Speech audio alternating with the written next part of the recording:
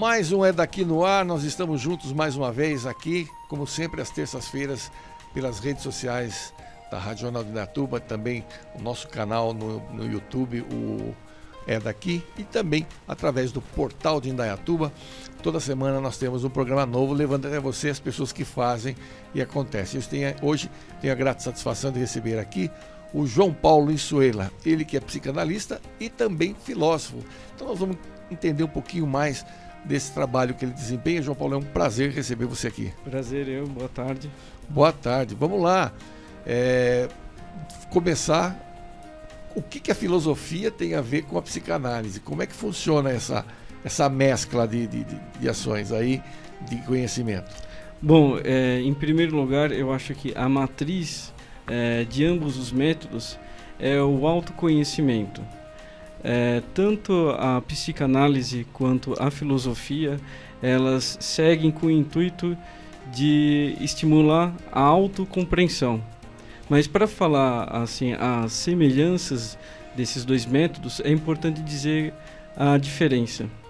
A principal diferença é que a filosofia, ela não se restringe em buscar apenas o alívio dos sintomas. Quer dizer, a filosofia, mais do que buscar o alívio imediato dos sintomas, ela busca encontrar um caminho para aliviar o sofrimento humano, conhecendo a sua causa.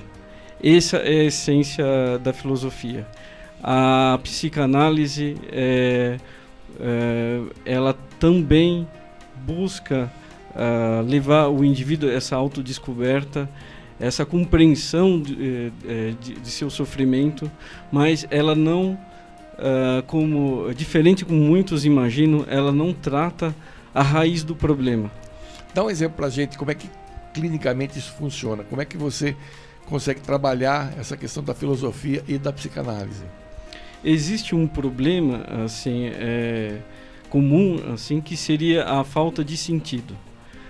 Você pega, por exemplo, eu tenho pacientes, por exemplo, que erram, cometem os mesmos erros, sempre mudam assim, de emprego, mudam assim, de relacionamento e não sabe o que está acontecendo.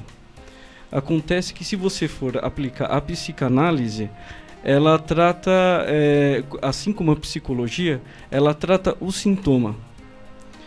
Muitos dizem que a psicanálise trata o trauma, mas a gente poderia perguntar, será que a causa que a psicanálise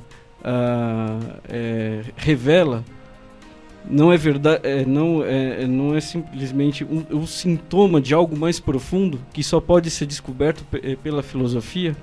Então, quando existe essa repetição de erros, o indivíduo entra num ceticismo profundo e aí entra a questão: será que essa vida tem sentido? Será que na verdade o universo está agindo contra a mim? Então aí começa um problema mais profundo, que é a necessidade de uma compreensão estrutural, que seria tentar mudar a personalidade do sujeito de uma forma profunda e não só tratar um problema local. E nesse caso, essas ferramentas que você usa, ela se aplica só aos adultos ou às crianças também, ao adolescente? Como é que funciona aí, nesse caso? Para que a filosofia seja aplicada na psicanálise, precisa existir um certo aprimoramento, uma elaboração. Na criança não é possível ainda aplicar a filosofia, porque ela não tem uma linguagem formada. Aí a gente poderia usar como exemplo o psicanalista Bion. Ele disse que existem certas sensações, experiências brutas que não são elaboradas. E essas experiências precisam se transformar em linguagem para depois ser ressignificadas. E o que acontece se a gente aplicar a filosofia numa criança ou às vezes num adolescente? Como eles não têm linguagem suficiente para transformar o que eles sentem em pensamento, nós não podemos aplicar a filosofia, porque seria uma forma de gerar ainda mais angústia, forçando ele a dar saltos num processo de evolução. O que a psicanálise ela traz assim nesse bojo do conhecimento? Como é que ela trabalha propriamente dito na psicanálise? A psicanálise, na verdade, a gente poderia colocar o seguinte, né? O autoconhecimento não é assim um desenvolvimento exclusivo da psicanálise e nem da filosofia. E o que eu quero dizer com isso, né? É que existe uma unidade entre todos os métodos terapêuticos, né? TCC, psicanálise, filosofia, e isso implica o seguinte, né? Que a psicanálise é a etapa inicial desse processo. Depois que o indivíduo consegue ressignificar suas experiências, aí sim ele tem a condição de compreender o seu sofrimento num nível muito mais profundo. E como é que se consegue essa ressignificação? Como é que você trabalha esse processo? Essa ressignificação é dividida em várias etapas, né? Primeiro você explora assim o passado do sujeito, né? E tenta entender, por exemplo, quais são a causa que despertou aquele tipo de sofrimento, né? Depois que você fez isso, nós atuamos como, na linguagem de Bion, terapeutas continentes, aqueles que contêm a emoção do sujeito e conseguem ajudar ele a expressar aquilo que ele está sentindo. Daí então passamos a entender, por exemplo, a causa mais profunda que existe por trás daquele sofrimento. Porque podemos perguntar assim, a causa do sofrimento é um determinado trauma, por exemplo. Né? Mas acontece que às vezes o trauma, a situação material do trauma, não é a causa direta daquilo que o paciente está passando. Porque existem traumas que são problemáticos em si e traumas que, na verdade, e situações traumáticas que decorrem de erros de interpretação. Por exemplo, existe aquele trauma que é trauma pós-traumático. Você é assaltado e no decorrer de sua vida você vai elaborando esse sentimento de forma errada, e isso se transforma em síndrome do pânico, melancolia, mania de perseguição. Isso aí é o reflexo de um trauma real que aconteceu. Agora, existem situações que parecem trauma do sujeito, mas não é. É o sujeito que interpreta como um trauma. Por exemplo, a pessoa está andando na rua e de repente não é cumprimentado por um amigo. Aí, durante muito tempo, ele começa a pensar, nossa, aquele amigo não gosta de mim, eu devo ser um cara chato, com problemas, etc, etc, etc. Aí, explorando assim, aquela experiência, voltando ele a experiência originária daquilo, ele descobre que, na verdade, o amigo estava atrasado por trabalho, por exemplo. E nem viu que ele estava ali. Exatamente. Então, onde está a causa? Não na situação concreta. Está no erro de interpretação. E a filosofia pretende corrigir esse erro de interpretação. E por isso que, às vezes, existe algo a mais, podem perguntar, que provoca essa dificuldade de entender a realidade. Como é que você chegou nesse esquema? Você foi primeiro estudar filosofia, depois a psicologia? Como é que você costurou alinhavou, vamos chamar assim, essas duas ciências assim? Por incrível que pareça, eu comecei, na verdade, com a literatura. Pode parecer uma analogia assim aleatória, mas assim teve uma experiência muito profunda assim que me levou a entender a importância de você transformar os sentimentos numa linguagem, né? Eu estava no circo, eu tinha 4 anos de idade, né? Eu estava impressionado com aquilo, nunca vi tanta coisa colorida, aquele movimento incrível.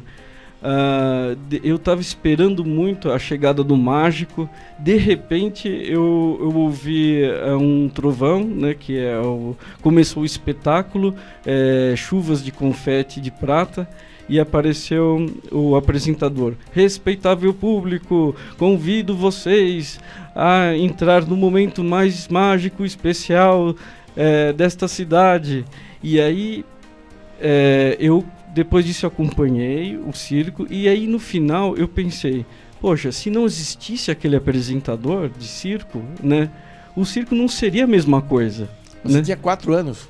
Tinha 4 anos, e eu comecei a pensar como é importante a gente expressar o que a gente está sentindo, porque nada muda. Nós não conseguimos ser nós mesmos para isso. E aí, o que aconteceu? Eu entrei na literatura, fui ser escritor, né, para poder expressar o que eu estava sentindo. Com o decorrer do tempo, eu comecei a pensar que não era só importante expressar o que eu estou sentindo, mas entender o que estava acontecendo. Então, portanto, eu entrei na filosofia.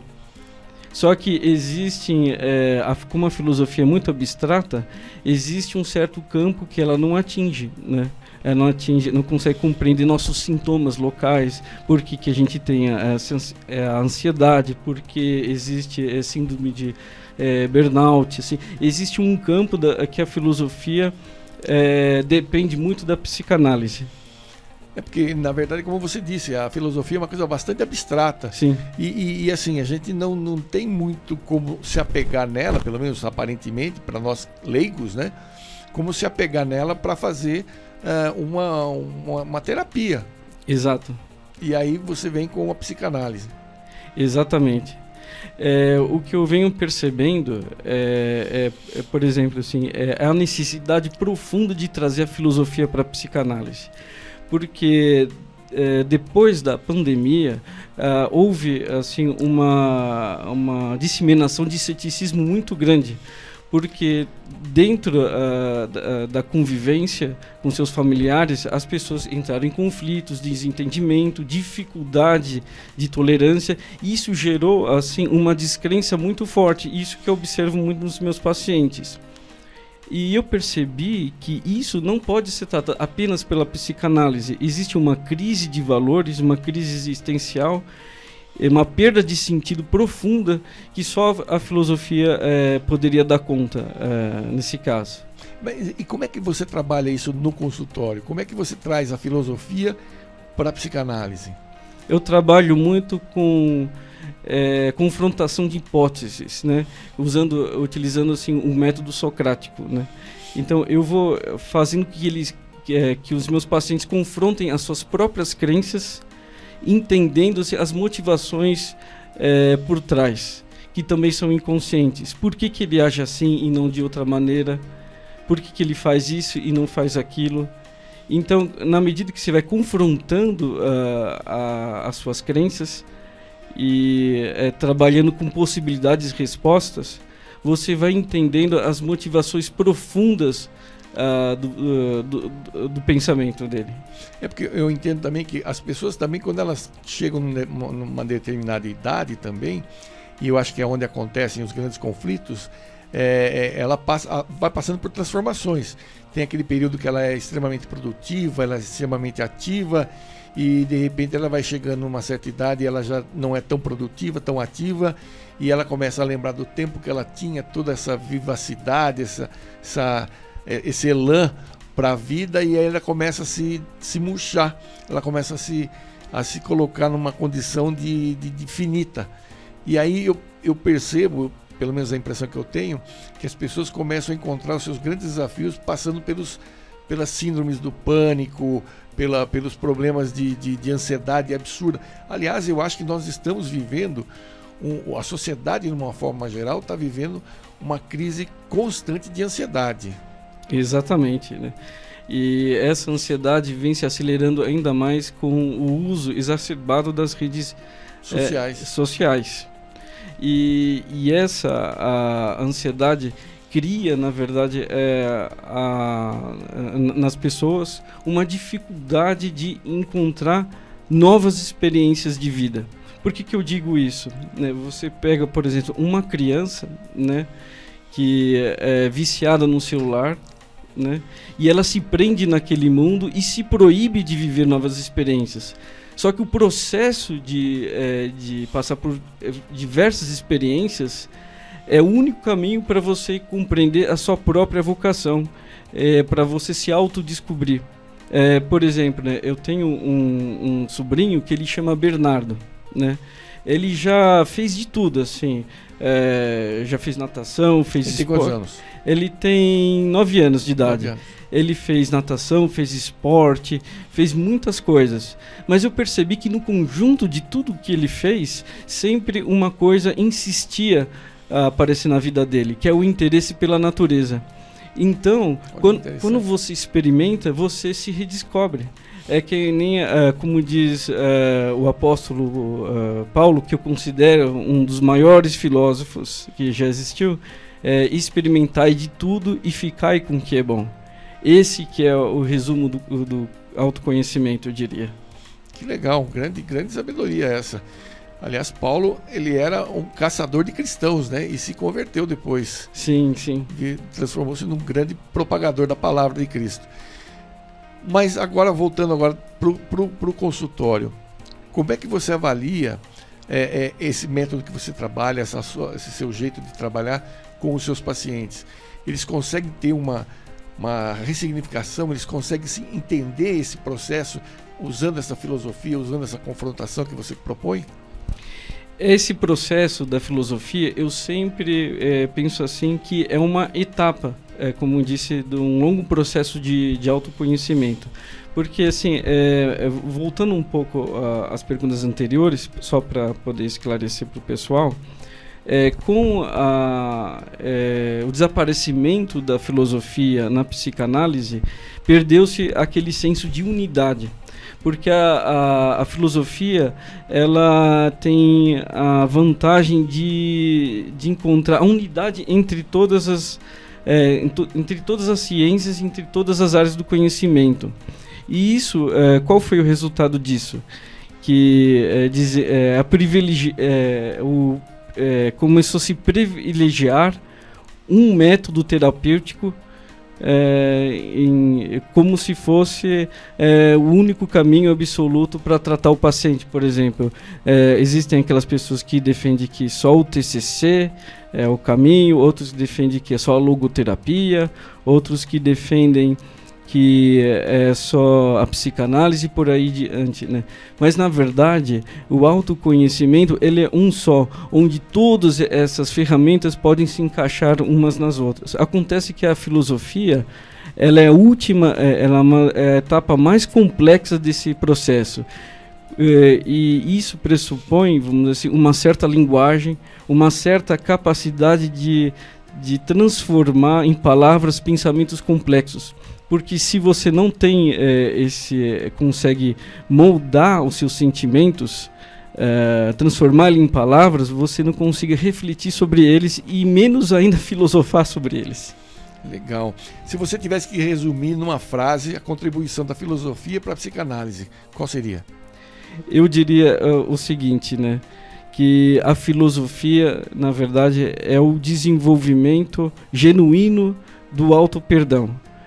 Porque uma pessoa, para se auto-perdoar, antes de tudo, precisa saber quem é. As pessoas não se dão conta que elas precisam se perdoar? Não se dão conta. Elas não têm essa noção de que, na verdade, a gente tem, vamos dizer assim, uma crença, cresceu com uma certa crença que muitas vezes limitante, e ela não consegue se recuperar na sociedade, não se recuperar perante os outros, e aí ela não consegue se avaliar e se perdoar. É mais ou menos isso? Exatamente. Porque, por exemplo, né, como vivemos uma era de perfeccionismo, repleto de cursos online, atividades, coisas que são muito boas, mas as pessoas acabam se cobrando demais nesse processo. O que acontece é uma autocobrança exagerada. E aí eu diria uma frase que é a seguinte: não existe nada mais irresponsável do que assumir por uma responsabilidade que não é nossa. E acontece que o auto-perdão, ele tira essas responsabilidades das costas. E a pessoa sabe exatamente o que ela precisa fazer para melhorar sua vida e o que os outros precisam fazer. Maravilha. João, você atende onde? Eu atendo na Clínica Equipe, que fica aqui próximo ao Dom José. Você tem um telefone para quem quiser entrar em contato? Você tem um Instagram? Eu tenho Instagram, eu posso passar o Instagram. Eu vou pedir para o pessoal colocar aqui embaixo o Instagram dele. Você que está aí em casa assistindo, com certeza vai querer conhecer um pouco mais, e até o próprio WhatsApp dele vai estar aparecendo aqui na tela. Eu quero que você que se interessou entre em contato, conheça um pouco mais do João Paulo. João, quero agradecer demais a sua participação, foi muito bom, um papo gostoso, o tempo é rápido, passa demais e rápido. Sim. Mas fica aqui o convite para você voltar em outra oportunidade. Boa tarde, que eu agradeço, Jair. Você aí de casa, muito obrigado pelo carinho da audiência, a gente fica por aqui, até o nosso próximo encontro, fique com Deus. Como sempre, nosso daqui é um oferecimento do BNI Business Network International, a maior e mais bem-sucedida instituição de networking no mundo. Se você tem capacidade de aumentar a sua agenda, aumentar no sentido produtivo, ter mais clientes, você pode trabalhar melhor o teu network, venha tomar um café conosco. A gente se reúne todas as terças-feiras às 6h30 da manhã no Indaiatuba Clube. E aí você vai conhecer como é que funciona a nossa metodologia e, se fizer sentido para você, venha fazer parte do nosso grupo. Aí você deve estar se perguntando: puxa, mas 6h30, por que tão cedo? Porque enquanto a concorrência dorme, a gente faz negócio. Até o nosso próximo encontro.